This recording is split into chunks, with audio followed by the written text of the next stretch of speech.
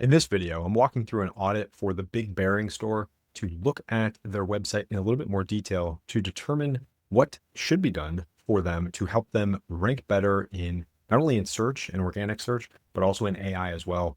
And then look at a couple examples of what this looks like when this is done correctly, and also how you can find keyword data for your website if you are looking to build an optimization strategy similar to this.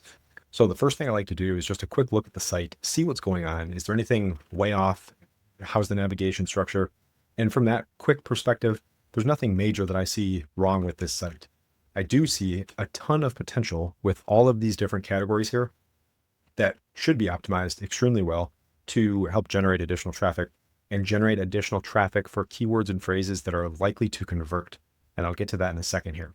So one of the first things I like to look at from that perspective is looking at this tool here. This is a structured data lookup tool.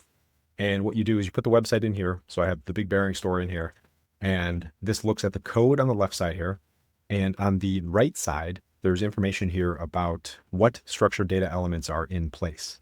And structured data is extremely important because Google looks at structured data to determine the information on a page and the relevancy to other entities or other information on the internet and related to your brand specifically.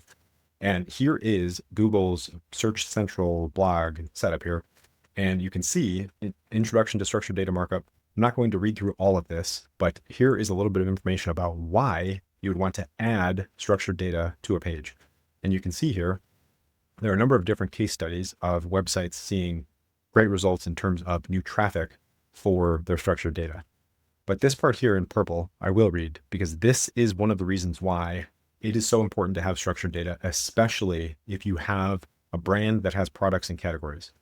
And this part here, Google uses structured data that it finds on the web to understand the content of the page, as well as to gather information about the web and the world in general, such as information about the people, books, or companies that are included in the markup. So recipe is a good example here, where you would see information about the recipe itself, and then you would see how long it takes to cook, if there's ingredients that are needed, pictures, things like that. So the reason why structured data is so important is because it uses your website data to build relationships with other data, which can help you rank for the keywords that would make sense for you to rank for. Now, all of that being said, I want to look at some stuff that might be considered to be more exciting than looking at structured data and code. And this is some data from this tool called Ahrefs here. And in here, the data I like to look at initially would be backlink profile data and then organic search data here as well. And I'll get into some keyword opportunities and how you can use something like ChatGPT to build a keyword list to figure out what you should be optimizing for and what you would want to rank for. But first, I want to just look here at backlink data. You can see DR, this is on a 0 to 100 scale, stands for domain rating, and essentially means how strong or how authoritative a site is. So a 41 out of 100 it really depends on the other sites in your industry that you're competing against. But in general, 41 is relatively strong, considered a relatively strong domain. And referring domains, this is unique links to your website from other websites. Now, organic search data here. 3,700 keywords and driving about 4,400 organic visitors to the site each month.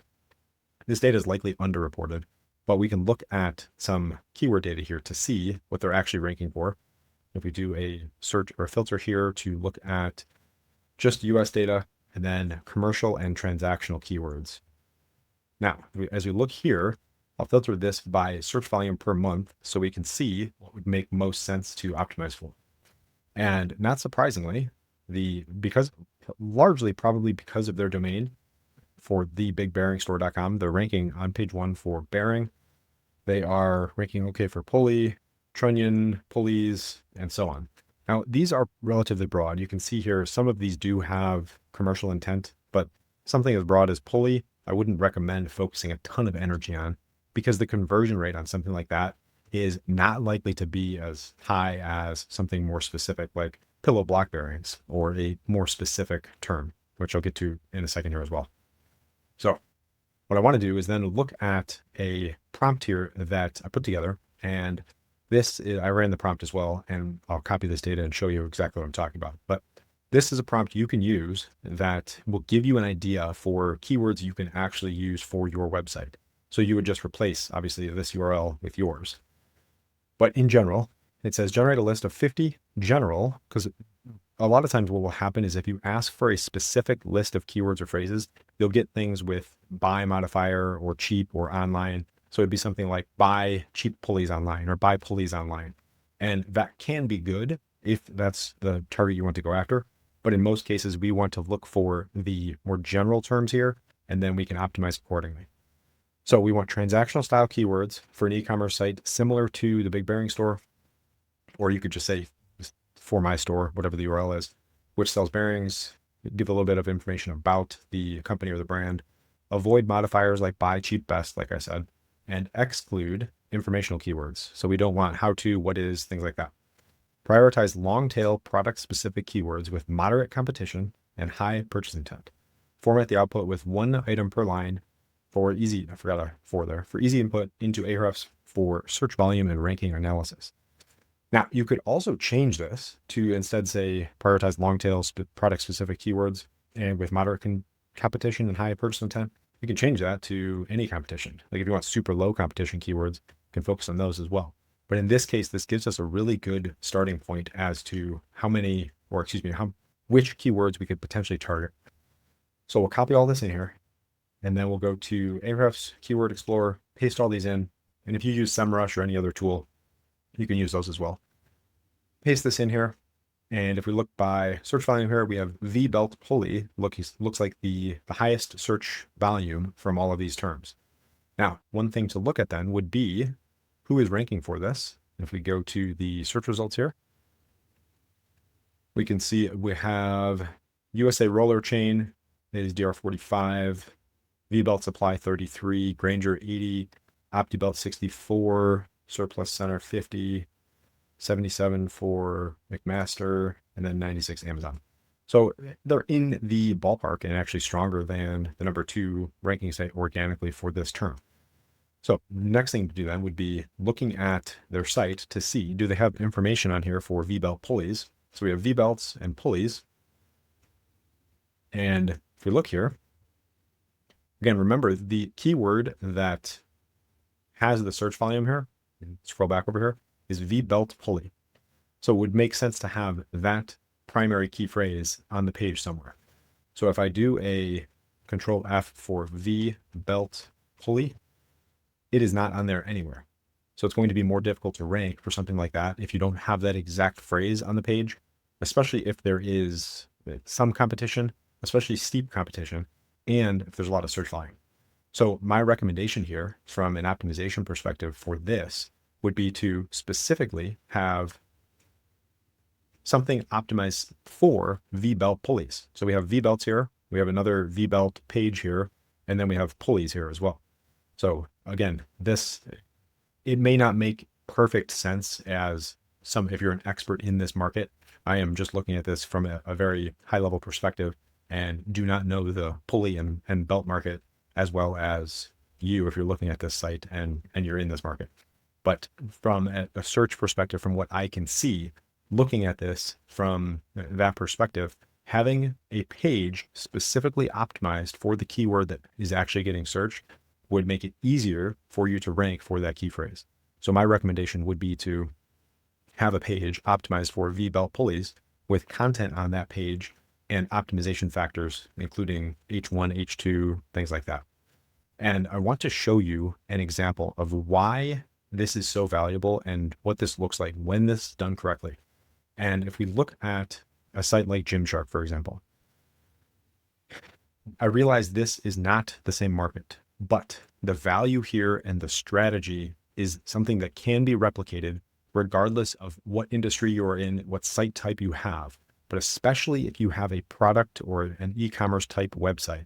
Setting up and structuring your content pages, whether it be a collection page or a category page, whatever you want to call it, structuring it this way is something that is working extremely well to drive traffic and drive highly targeted conversion traffic. And what you're looking at here is their joggers and sweatpants collection page. So we have some high level content, just a quick overview at the top, potentially some internal links to other related products or collections. Then we have all the products in a grid fashion here. And then at the way bottom, we have information here about the product itself in more detail with more optimization. So if we go back to V-belt pulleys, excuse me, what I would recommend here is to have something about V-belt pulleys optimized, maybe some quick content here. And then at the bottom of the page, underneath all these products, have some additional content down here that would be specifically optimized and related to V-belt pulley. And to get an idea for some other keywords we can rank for, we go back to Ahrefs and look at all keywords that contain V-belt pulley. We now have 707 keyword opportunities, 4,800 searches per month, 13,000 global searches. And some of these wouldn't make sense, probably either competitor terms, or if you don't have an adjustable product, or if you don't have a 1-inch bore product or whatever, that's fine. But even still, there's probably dozens or potentially hundreds of keyword opportunities to build on that page from this list here. And then lastly, looking at questions here. And this would be something where it helps you not only rank for these types of keywords or phrases, but it can help you rank in AI as well.